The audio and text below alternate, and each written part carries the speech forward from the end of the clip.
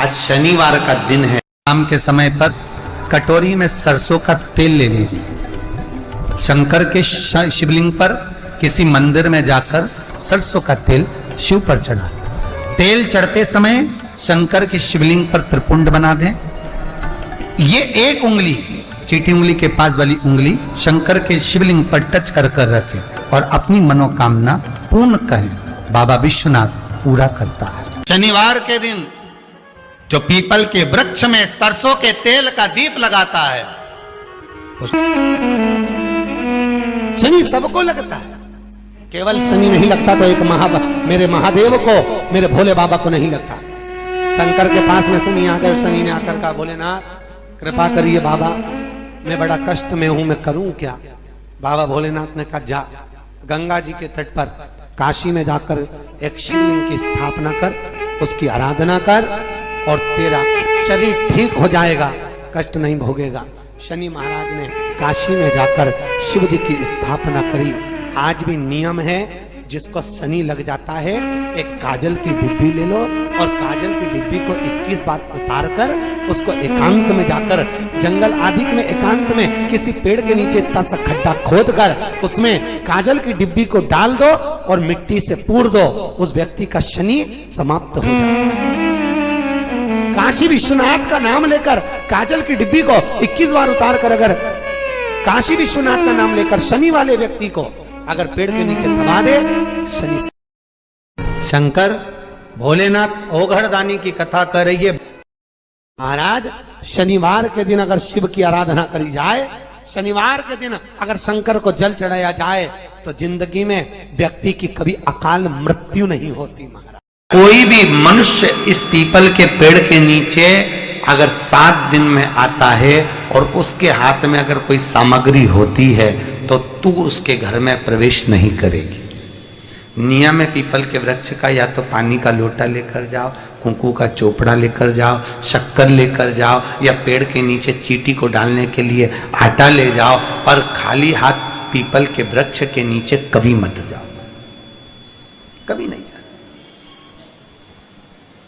खाली हाथ जाओगे तो दरिद्रता तुम्हारे घर में प्रवेश करेगी। शनिवार के दिन जो पीपल के वृक्ष में सरसों के तेल का दीप लगाता है उसको शनि कभी परेशान नहीं करता। एक बात हमेशा ध्यान रखिएगा, मान लो अगर कोई भारी रोग ऐसा शनि महाराज के कारण हो गया हो, अच्छे काम करते करते उल्टे हो रहे हैं, होते हैं किसी किसी के साथ में, विपरीत परिस्थितियां आ जाती है, अच्छा करने जाओ बुरा हो जाता है, अच्छा कर्म करने जाओ बुरा हो जाता है। तो पीपल के वृक्ष की जो छाल होती है, छाल देखिए, पीपल के वृक्ष में जो छाल लगी होती है, उस छाल को घिसकर चंदन बनाकर भगवान शंकर का स्नान कराकर, अभिषेक कराकर, पूजन कराकर, पूजन कराने के बाद में पिपलेश्वर महादेव का नाम लेकर, कौन से महादेव? पिपलेश्वर महादेव का नाम लेकर वो जो घिसी हुई छाल होती है उस छाल का तिलक भगवान शंकर को लगा लो और उसी का थोड़ा सा भाग अपने कंठ पर, मस्तक पर लगाना प्रारंभ कर दो। धीरे धीरे जो विपरीत दशा है वो सुधरना प्रारंभ हो जाती है। पर नाम याद रखना, पिपलेश्वर, जम के बोलिए, पिपलेश्वर महादेव भगवान शंकर का एक अवतार है, पिपलाद अवतार। दरवाजे पर थोड़ा पानी छींटना। तुम ये तो नियम बना सकती है ना कि मैं घर में से पानी लूंगी, मटके में से, परिंदे में से, और घर के बाहर छींटूंगी। क्या होता है मटके का पानी बाहर छींटने से, परिंदे का पानी बाहर छींटने से? तो गरुड़ पुराण के अंतर्गत लिखा है तृतीय अंश के अंदर कि हमारे घर का जो मटका होता है वो मटका परिंदा कहलाता है। परिंदा का मतलब होता है पितरों का स्थान। हम उसमें से जब पानी लेकर घर के दरवाजे पर छींटते हैं तो हमारे द्वार पर जितने भी पितर रात्रि भर में आकर भोजन की याचना करते हैं उस जल से उनकी तृप्ति हो जाती है। तो हमारे पूर्वजों को पानी देने की भी जरूरत नहीं पड़ती, पिंड देने की भी जरूरत नहीं पड़ती, वो उससे तृप्त हो जाते हैं मात्र जल का सींचन करने से, मात्र जल का सींचन कर देने से। आप कोई नियम मत बनाओ। एक नियम तो बना सकते हो कि पानी बाहर छीटूंगी, एक नियम तो बना सकते हो आपने परिंदे कि मैं दरवाजे पर दिया लगाऊंगी, एक नियम तो बना सकते हो कि एक चावल का दाना मैं शंकर जी को चढ़ाऊंगी, ज्यादा नहीं, केवल एक दाना मैं शिव जी को चढ़ाऊंगी। नियम बनाओ, कुछ एक नियम बनाकर चलो, आपकी जिंदगी की सार्थकता उसमें प्राप्त होगी। भगवान सामने आकर खड़े हो जाएंगे, सम्मुख में आकर। नियम आपका होगा, पूरा उसको करना होगा, पूरा उसको करना। तेरे मन में महाराज, अगर भगवान की भक्ति को पाना है, भगवान के स्मरण को पाना है, तो फिर थोड़ा सा मंथन कर कर प्राप्त किया जा सकता है। भगवान से निवेदन करना कि मुझे मेरे भाग्य का देना, मुझे दूसरे के भाग्य का नहीं चाहिए।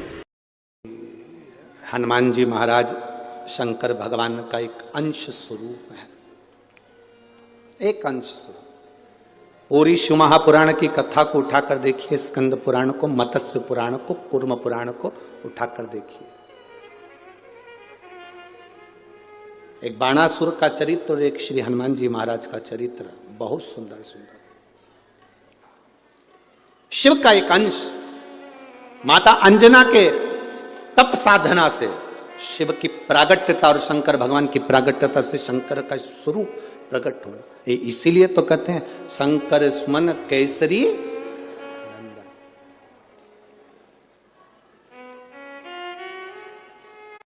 शिव का एक स्वरूप है हनुमान जी महाराज। हम तो हमेशा कहते हैं अगर आप हनुमान जी का भी दर्शन कर रहे हैं तो यह अंदाजा लगा कर रखें कि आप शंकर का दर्शन कर रहे हैं। आप शंकर का दर्शन कर रहे हैं तो यह अंदाजा लगा कर रखें कि आप हनुमान जी का दर्शन कर रहे हैं। सब एक, कोई भेद नहीं, सब एक, कोई भेद नहीं, कोई भेदता नहीं, सब में एक। भगवान कृष्ण ने गीता किसको सुनाई थी? जम के बोलो, युद्ध के मैदान में भगवान कृष्ण ने गीता किसको सुनाई थी? जम के बोलो, जरा आवाज आना चाहिए। किसको सुनाई थी? अर्जुन को। पक्का लाख कर दूं? पक्का है कि अर्जुन को गीता सुनाई थी।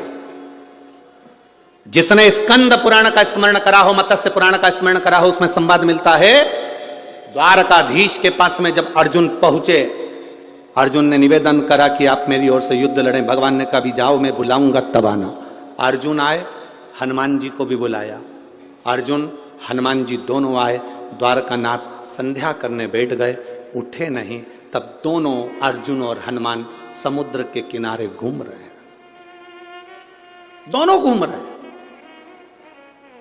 अब अर्जुन और हनुमान दोनों समुद्र के किनारे पर घूम रहे थे। घूमते घूमते अर्जुन के मुख से निकल गया, तुम कौन हो? हनुमान जी ने कहा, मैं राम का सेवक हनुमान, राम भक्त हूं। अर्जुन ने कहा, वो राम जी जिन्होंने बंदर से पत्थर फिगवाए थे, सेतु बनवाया था, तब पार उतरे थे, और मैंने सुना बड़े वीर योद्धा थे। वो चाहते अगर मेरे जगह पर मैं होता तो पत्थर फेंकने नहीं देता, एक बाण छोड़ता, यहां से लेकर समुद्र के उस पार पुल बना देता। अर्जुन ने कहा, मैं होता तो पुल बना देता, बाण छोड़कर यहां से लेकर वहां तक का एक पुल तैयार कर देता। हनुमान जी ने कहा, तू पुल बनाता, मेरे जैसा एक बंदर लात रखता तो टूट जाता। तू पुल बनाता, मेरे जैसा बंदर एक लात रखता, बानर, टूट जाता। अर्जुन ने कहा, टूट नहीं सकता, और तोड़ दिया तो? अर्जुन ने कहा, तू तोड़ के बता दे, मैं अपने शरीर को जलाकर भस्म कर दूंगा। पक्का, ठीक है, तू बना पुल। अर्जुन ने बाण का पुल बना दिया। हनुमान जी ने जो पांव धरा तो सब टूट के चर्र करके सब टूट गया। जो टूटा तो अर्जुन समाधि में लीन होने के लिए लकड़ियां जमाने लगे। इतने में द्वारकाधीश आकर खड़े हो गए। अर्जुन क्या कर रहे हो? मैं हनुमान से हार गया, इसलिए मैं शरीर को त्याग रहा हूं। अर्जुन, तुम हनुमान से नहीं आ रहे हो, तुमने राम की निंदा कर दी है। जो जीव परमात्मा की निंदा करता है, चाहे राम की करे, चाहे कृष्ण की करे, चाहे संत की करे, चाहे साधु की करे, चाहे गुरुजन की करे, चाहे शिव की करे, संसार में जन्म लेने वाला अगर मनुष्य संत गुरु भगवान की निंदा करता है तो वो कभी उन्नति की सीढ़ी पर नहीं चढ़ सकता, वो नीचे ही धकेलेगा, जाएगा जमीन, वो ऊपर नहीं जा सकता, वो ऊपर की ओर नहीं बढ़ेगा। तुमने निंदा करी है, निंदा, इसका फल तो तुम्हें भोगना ही है, निंदा। इसीलिए तुम्हारा शरीर जलकर भस्म होने की तैयारी करी है। अर्जुन कहते हैं प्रभु प्रभु आप कुछ करिए। भगवान द्वारकानाथ ने फिर कहा कि अब मैंने नहीं देखा था इसलिए वापिस पुल तैयार करा जाए। पुल तैयार करा, हनुमान जी से वो पुल नहीं टूटा तो हनुमान अपने शरीर को भस्म करने लगे। द्वारकाधीश ने कहा नहीं, और रुको, तुम भस्म नहीं करोगे, तुम अर्जुन का साथ देना, युद्ध के मैदान में अर्जुन के रथ पर तुम चढ़े रहना। हनुमान जी ने कहा मैं अर्जुन के रथ पर नहीं चढ़ सकता। क्यों? क्यों? मैं बिना सत्संग के, मैं बिना सत्संग के कहीं नहीं रह सकता जब तक मुझे सत्संग नहीं मिले। हनुमान जी जहां कथा होती है वहां जाते हैं, कहीं सत्संग मिलेगा मैं जाऊंगा, मैं बिना सत्संग के नहीं रह सकता। भगवान कृष्ण ने कहा तुम अर्जुन का साथ दो, मैं तुम्हें कुरुक्षेत्र के मैदान में स्वयं सत्संग कराऊंगा, प्रवचन दूंगा, कथा कहूंगा, मैं स्वयं सत्संग कराऊंगा। दुनिया कहती है अर्जुन को भगवान कृष्ण ने गीता सुनाई थी। ऊपर ध्वजा में बैठे हुए श्री हनुमान जी महाराज पताका को बार बार हिला कर रहे थे, कब सुनाओगे सत्संग? द्वारकानाथ मुझे सत्संग के लिए लेकर आए हो। युद्ध के मैदान में 18 दिन का युद्ध है, कम से कम एक दिन तो मुझे सत्संग का लाभ दिला दीजिए, मुझे उस युद्ध में सत्संग करा दीजिए। तब भगवान कृष्ण सिंगार रथ से नीचे उतरे। रथ से नीचे क्यों उतरे थे? अगर गीता का ज्ञान देना था तो रथ पे बैठे बैठे दे देते, पर भगवान रथ से नीचे इसलिए उतरे क्योंकि भगवान ने रथ की ओर मुख करा। प्रवचन देने वाले को भक्त की ओर मुख कर कर बोलना पड़ता है।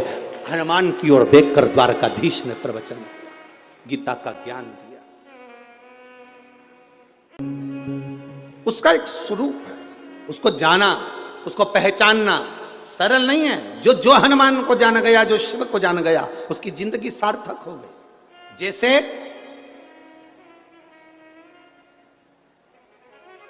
आप एक बेलपत्र,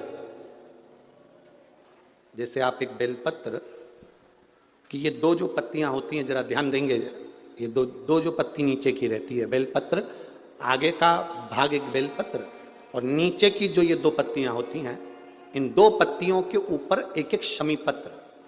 ये दो जो पत्तियां हैं, इन पत्तियों के ऊपर एक एक शमी पत्र और लाल चंदन ये रखकर कितना भी रोगीला व्यक्ति हो, रोग से ग्रसित व्यक्ति हो, जिंदगी में कितना ही दुख पड़ रहा हो, बेलपत्र की ये दोनों पत्ती जिसके ऊपर शमी पत्र रखकर, लाल चंदन रखकर, श्री हनुमान जी महाराज और हनुमान जी महाराज के तीसरे नंबर के भाई श्री गतिमान जी। हनुमान जी कितने भाई हैं? 6। उसमें हनुमान, रतिमान, व्रतिमान, मतिमान, गतिमान, तो जो नीचे के क्रम में आते हैं श्री गतिमान जी, उन गतिमान जी और हनुमान जी का नाम लेकर जो शिवलिंग के ऊपर समर्पित कर देता है, रोग का निवारण होता ही है, रोग मुक्ति होती है। हरिद्वार के गंगा जल को भरकर लाया जाता है, गंगोत्री के गंगा जल को भरकर लाया जाता है, प्रयागराज के गंगा जल को भरकर लाया जाता है। तुम जहां जाओगे वहां के गंगा जल को भरकर लाया जाता है, केवल काशी का गंगा जल भरकर नहीं लाया जाता। काशी का गंगा जल भरकर क्यों नहीं लाते? क्योंकि काशी के गंगा जल में छोटे छोटे जीव होते हैं, उसकी रज में जीव होते हैं, उस काशी की भूमि पर जीव होते हैं। वो जीव गंगा के जल में होते हैं और ना जाने कितना उन्होंने पुण्य करा होता है, तब जाकर उनका काशी में जन्म होता है। और जन्म भी इसलिए लेते हैं कि काशी में प्राण छोड़ेंगे तो हमारा दूसरी बार जन्म नहीं होगा। और हम वो गंगा जल में अगर उनको भर कर ले आते हैं तो वो जीव भी हमको बद्दुआ देते हैं कि मैं तो मुक्ति के लिए काशी में रह रही थी, तू मुझे भर कर ले गया। और पितृदोष के 4 लक्षण सबसे प्रबल है। हो कर सकता है पितृदोष के 4 लक्षण में पहला लक्षण है 1 रुपया कमाओ, 1.25 रुपए खर्च हो रहे हैं, समझ लेना पितरों का दोष है। दूसरे नंबर का, एक व्यक्ति घर में बीमार है, ठीक हुआ, दूसरा बीमार पड़ गया, तीसरा ठीक हुआ, चौथा बीमार पड़ गया। घर में कोई ना कोई निरंतर बीमार पड़ा हुआ है, दवाई गोली लगी रही है, समझ लो पितरों का दोष है। तीसरे नंबर पर आप कोई पूजन की थाली लगाए, किसी को भोजन देने जा रहे थे, किसी को पानी देने जा रहे थे, किसी को भोजन का कोई नाश्ता देने जा रहे थे, और आपकी ट्रे में से, आपकी थाली में से, आपके हाथ से अगर कोई भरा हुआ पात्र पानी का गिर गया, नाश्ते का गिर गया, थाली गिर गई, कोई दूध का गिलास गिर गया, कोई सामग्री गिर गई, कोई पूजन की थाली तुम्हारे हाथ में है और पूजन की थाली में से मालूम पड़े कोई सामान गिर गया नीचे, समझ लो कि पितृ का दोष है। और चौथे नंबर पर पितरों का दोष का वर्णन किया गया, घर में जितने सदस्य रह रहे हैं, अगर वो किसी न किसी रूप में एक दूसरे पर चिढ़कर बोल रहे हैं, क्रोध कर कर बोल रहे हैं। प्रश्न बहुत छोटा सा है, पत्नी ने कुछ कहा, उसका उत्तर पति ने चिढ़ कर दिया। और हमारा शास्त्र कहता है कि शंकर भगवान की परिक्रमा नहीं करी जाती, क्योंकि शिव जी ने वो गणेश जी को वर दे दिया था, तो पार्वती जी ने उनसे मांग लिया था कि आपने गणेश जी को बिना सोचे समझे वर दे दिया। प्रथम गिनती का मेरा शरानंद कार्तिक के मोर पर बैठकर परिक्रमा कर कर आया था, गणेश जी ने बुद्धि से परिक्रमा करी है और मेरे कार्तिक ने शरीर से परिक्रमा करी है। आपने गणेश जी को वर दिया है, मैं आपसे वचन लेती हूँ आज के बाद आपकी कोई परिक्रमा नहीं करेगी। उस दांत की ओर गणेश जी को दुर्वा समर्पित करी जाती है। इसलिए हमारे हिंदू धर्म में दो तरह के गणेश जी का प्रमाण कहा जाता है, एक राइट सूंड के गणेश, एक लेफ्ट सूंड के गणेश। राइट सूंड का जो गणेश होता है वो घर में रखा जाता है, और लेफ्ट सूंड का जो गणेश होता है वो अपने ऑफिस में, व्यापार की जगह पर, दुकान में, धंधे में, पानी में, सर्विस में, नौकरी में लेफ्ट सूंड का गणेश रखा जाता है। जिसकी दुकान, व्यापार, व्यवसाय में अगर राइट सूंड का गणेश रखा जाता है तो लक्ष्मी आती है पर टिकती नहीं है। इसलिए घर में सीधी सूंड का गणेश और दुकान, व्यापार, व्यवसाय में, ऑफिस में उल्टी सूंड का, दो गणेश। तो इसका मतलब ये थोड़ी ना कि तुम्हारे घर में गणेश जी बैठा तो तुम उठा के बदल लिया, यहाँ कहाँ दिया, यहाँ कहाँ दिया। अब रखे रहने, हमेशा याद रखो, गणेश चतुर्थी के बाद अनंत चतुर्दशी पर जब गणेश जी का विसर्जन करते हैं तो गणेश जी की दो धर्म पत्नियां, कुल मिला के 5 पत्नी। कितनी है? गणेश जी की 5 पत्नी। पहली श्री, दूसरी तुष्टि, तीसरी पुष्टि, चौथी रिद्धि और 5वीं सिद्धि। ये व्यक्ति के नाम के आगे जो लिखा रहता है ना श्रीमान, ये श्री संबोधन कहाँ से आया? और एक पीछे लिखते हैं, जैसे नाम के आगे लिखते हैं श्री और पीछे लगाते हैं जा में ई की मात्रा जी।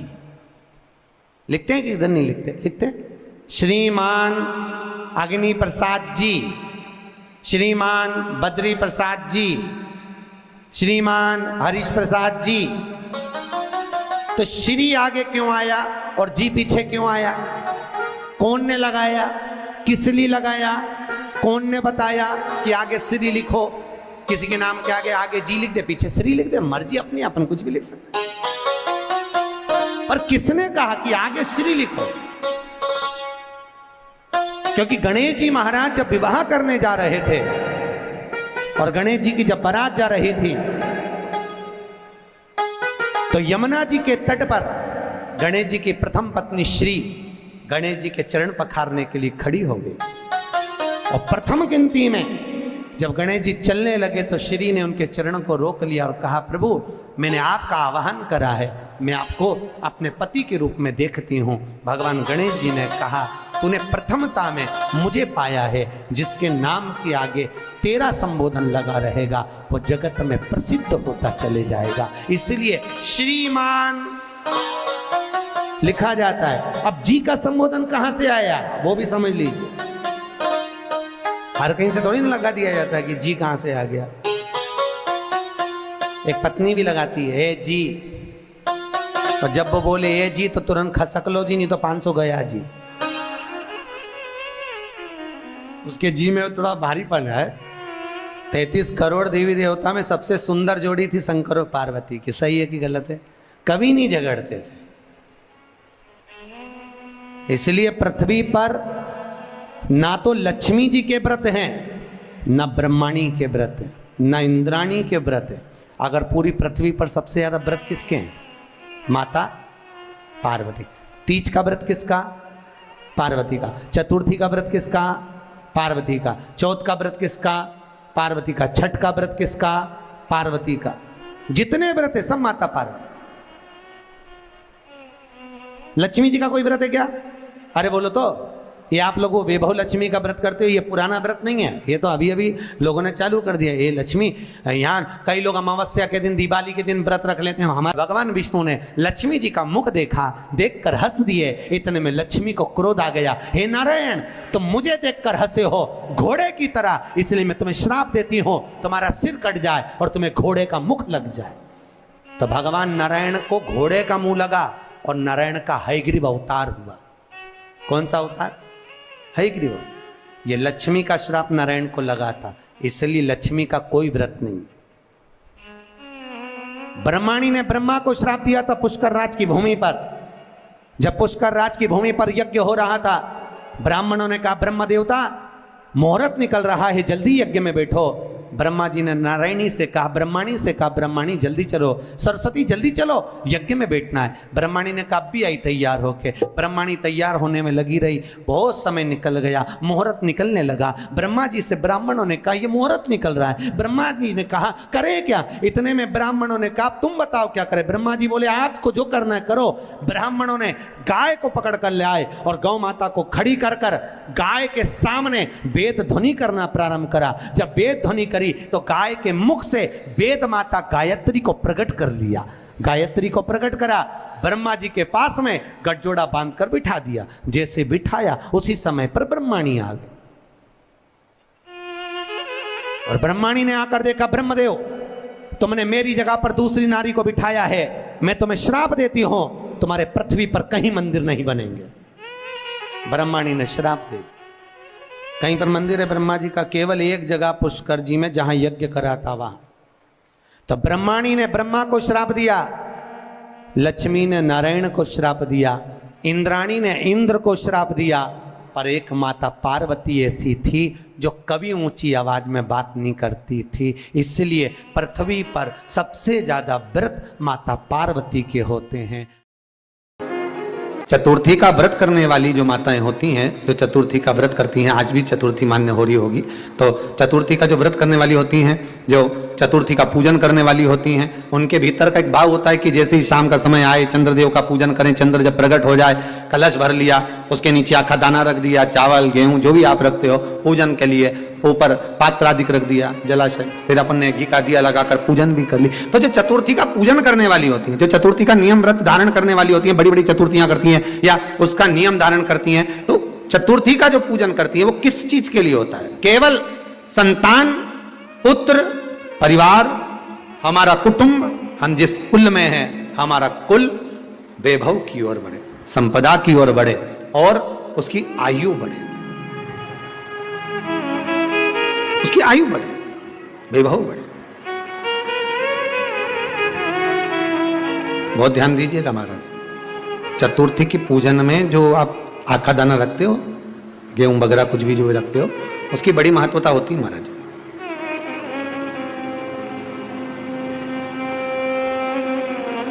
यहां तक कहा गया है, चतुर्थी की कथा तो आप लोग पढ़ते होंगे, जो लोग पढ़ते हैं उनको मालूम होगा। चतुर्थी की कथा में लिखा है, चौथ माता के व्रत में वर्णन किया गया है कि वो आखा दाना जो रखा जाता है, मान लो कोई जरूरी काम होता है तभी आखा दाना को रखा जाता है, संभाल के रखते हैं कि हम इस काम के लिए जा रहे हैं और हमारा ये कार्य सफल होना चाहिए।